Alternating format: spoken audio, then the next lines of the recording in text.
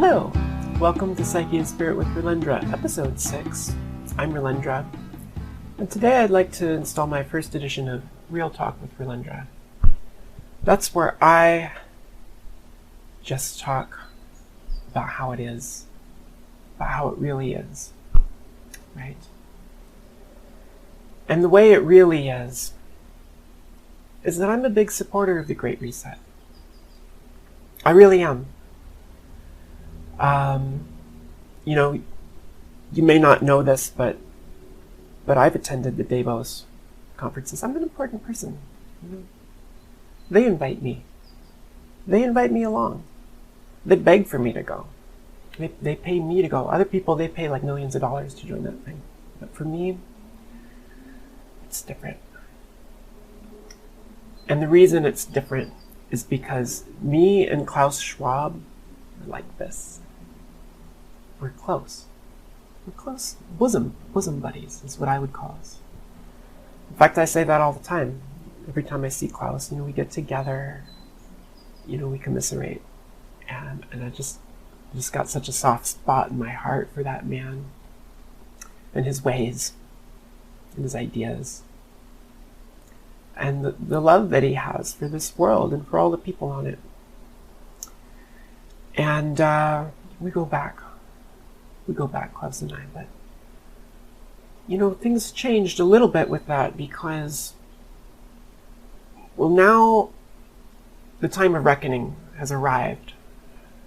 For all of us, puny mortals, struggling on this coil, as they say. I'm struggling on my coil. And Klaus is the man. He's the man that's been selected to speak to us about what's needed. Just the other day, Klaus called me up and he says, Relendra? Of course, he said it in his way, his Relendra, it's time for you to take the boop boop. And I said, Klaus, the boop boop. I've already taken the boop boop. No, the time has come.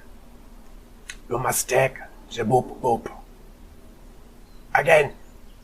I said, Klaus, how many times do I gotta take that boop boop? How many times? He said, Relendra, it's time you listened to me. It's real talk with Klaus. I said, oh, Klaus, what do I gotta do? Just tell me what I gotta do. Take the boop boop. Take it. Do it for the greater good. So you can fuse your identity biologically, digitally, socially, and become part of the fourth industrial revolution, which will change you. And I said, Klaus, why did I ever argue with, how could I go against you, Klaus, baby? You're my man. You're my rock. So when he told me to take the boop boop, I said, how many times I gotta take it? 2 times, 3 times, 4 times? He says, you take it as many times as we tell you, you must take it. It must be done. And I said, yes, sir. Yes, sir. I'm taking the boop boop. So went down and got the boop boop, got dog sick, for a few days. As I always do. Right? And, but that just means it's working. It just means it's working. The sicker I get, the more it works. That's the logic I follow. And I respect Klaus. He's going to lead us into this technotopia, right? This grand future. Well, I will own nothing. I can't wait to own nothing and be happy. Because I'm not happy yet.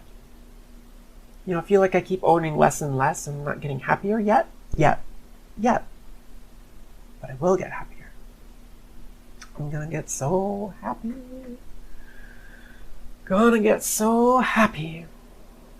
And me and Klaus, we're gonna be sipping virtual margaritas on a virtual beach in the metaverse.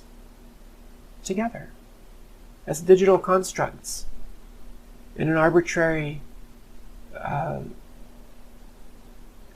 digitally mediated environment. It's controlled by someone else, by Zuckerberg, you know, who I also have deep respect for. And there's so many of these paragons of the new age that I'm just so grateful are here gracing our presence. Or excuse me, gracing us with their presence.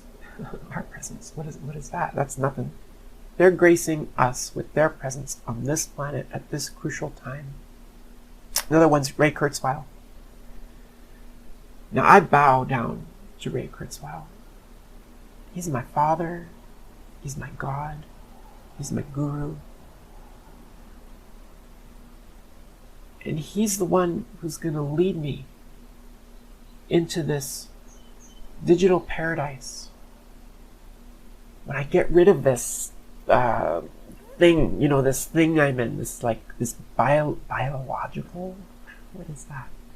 Organic body. I almost feel dirty just saying it. It's like, ugh, so messy, imperfect.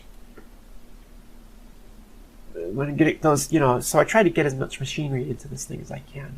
And get the Neuralink implants.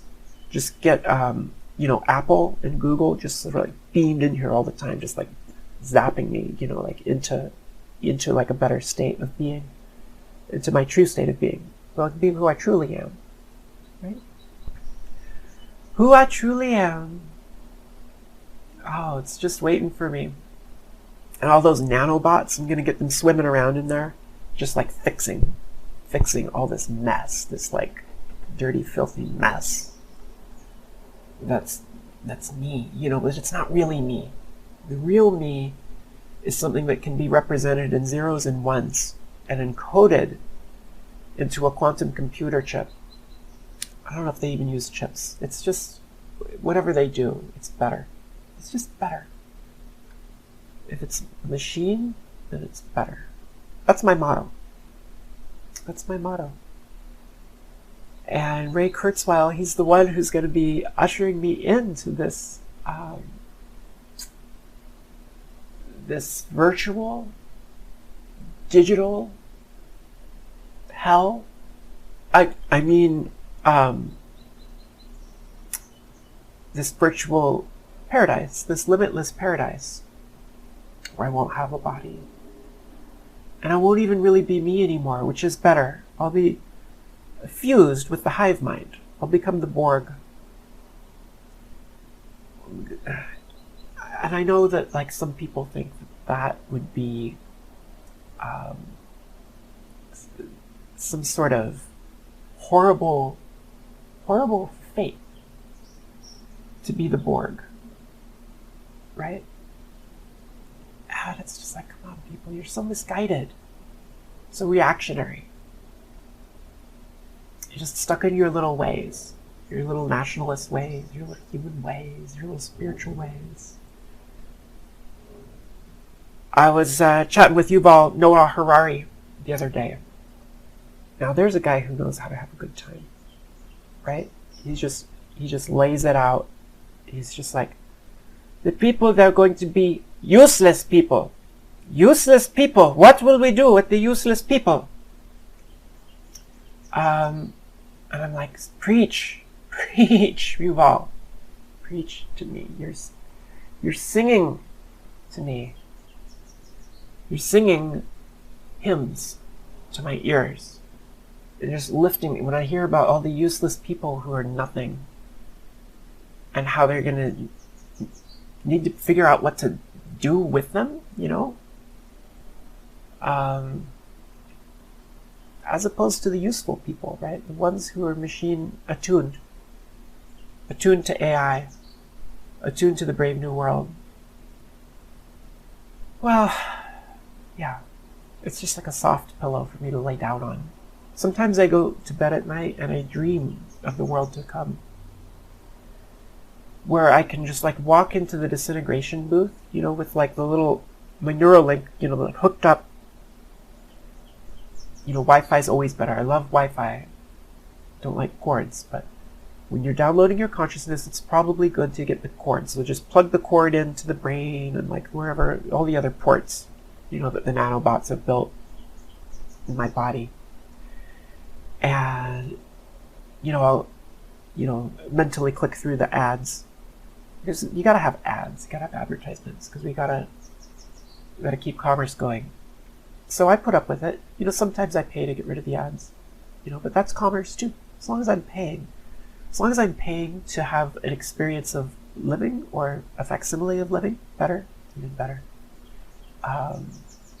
Well, that's when I know that my experience is actually worth something. When I don't pay for my experience, I'm like, this experience is literally worthless. It's worthless. It's garbage. The other day, after I was hanging out with Klaus and Yuval and Zuck and Ray Kurzweil, at a slumber party, we just got together and plugged into the metaverse. And we counted money.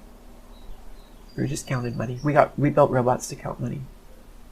And then just like laughed and just like, oh, it feels so good to have so much money. It feels so good. I feel so superior. So we did that and we laughed, in our virtual counting house in the metaverse, with all those like little cartoon avatar like squishy things like floating around. I love that. I just love to have my mind populated by those images and those intrusions. Intrusion? I didn't say that. Gifts. That's what I meant to say. Those gifts. Those gifts that came from the beautiful mind of Zuck. And our buddy Bill Gates, the sweater man, so cuddly. He just came in, skiddling. Just making us feel good about all his plans. His plans for the world. His plans to buy up all the farmland. To put injections into everybody. Anyway. Then we went down to the river. To sit by the river and enjoy some nature.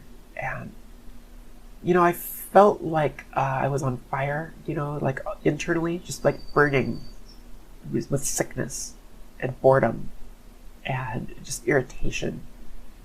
It was just like watching the water go by, flowing with waves, and the sun sparkling off of it, and all the trees, and animals and the other plants, and the mycelium, and like all that stuff, just there. Living in this immutable harmony of nature. It almost makes me sick to say it. It's like, oh my God, this could just like, how long do we have to wait before we can get rid of this stuff? Just get rid of it. Oh my God. Can't I get back into the metaverse? Where the shining, like the shining off the water, can be improved, enhanced, right?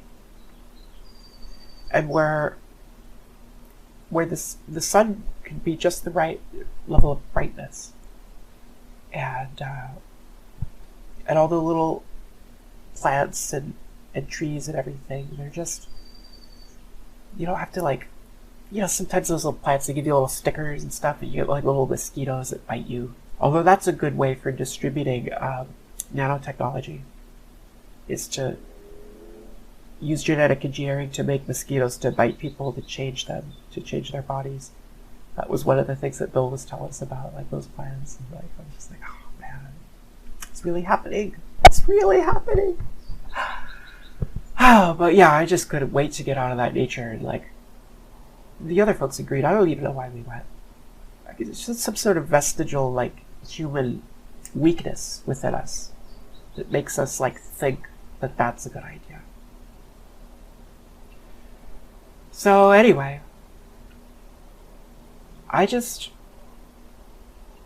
point is, it's a long way of saying, I love the metaverse, I love the fourth industrial revolution, I love the Great Reset, and I love Klaus Schwab, and I love Ray Kurzweil, and I love Bill Gates, and I love Yuval Noah Harari, and Dr. Anthony Fauci. I love these people. Jeff Bezos. Oh, that guy's a card. He's a real kick. You ever hung out with him? He took me up on his orbit machine, so we could just be like in orbit, just looking down on the world like we owned it. And Jeff Bezos said to me, Jeff says, I'm like, Jeff, how do you feel? Just looking down on all the little people. They're so small you can't even see them from up here. We just see the whole world just right there below us. And Jeff says to me, he says, Relendra, I always think of the people that way. I always think of them as little, so small and so little that I can't even see them. And that's how I'm able to get some sleep at night. When I can just imagine all those people were just weren't there. And he told me about his vision, his dream. About how if he could buy enough land, right, and just put a big fence around it, like a not just like a fence. I mean like a wall. I mean like laser guns, barbed wire, electrical fence, 3 layers, satellite surveillance and monitoring, and guards posted on the outside, right? They're not allowed in. No one's allowed in but Jeff. And the sycophants that he keeps around him. His attendants, his friends, right? He has friends. All these guys have friends. Really good friends, just like me. I'm like a really good friend.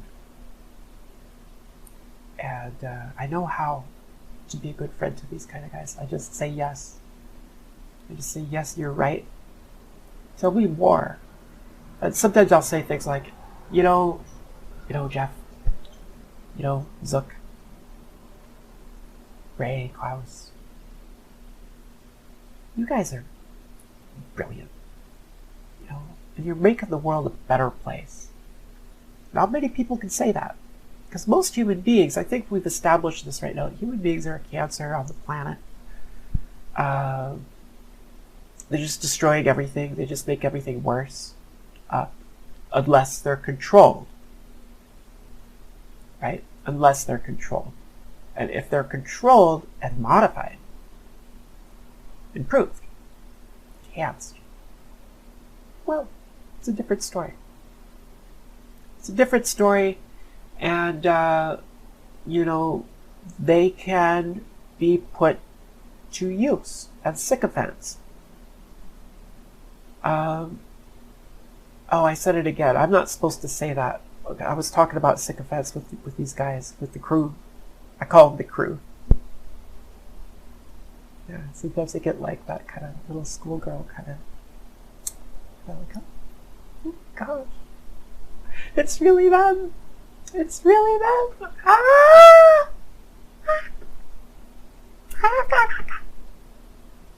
I get so excited. I can't remember which one it was. I think it might have been Jeff. He was like, Relendra, ixnay on the icofantise. lingo. We don't use that word around here, right? We just call them friends. We just call them close personal friends. And I said, yes, sir.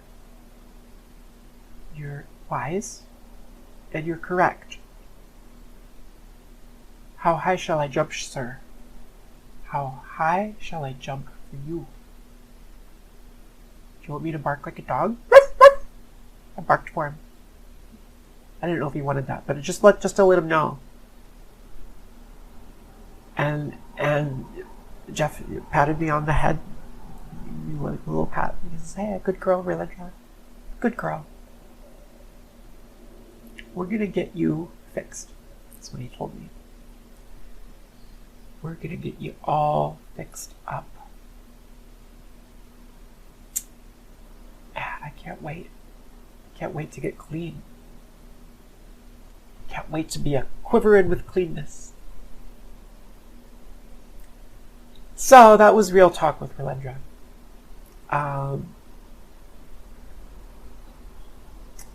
Full disclosure, I don't really know those guys, never met them. You probably thought that I did. You probably thought that I really was friends with the crew. To be honest with you, I just dream about it. I just dream about it because it'd be the only life worth living. This useless, wicked, wretched life of a human being is so empty and small and so disgustingly animalistic and organic that I have to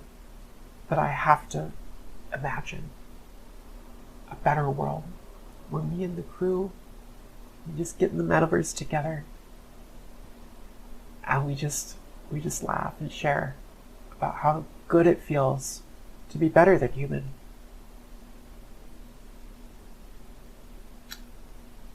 And I just thought I'd leave you with that thought today. Take good care and dream sweet dreams of your post-human future. Bye now.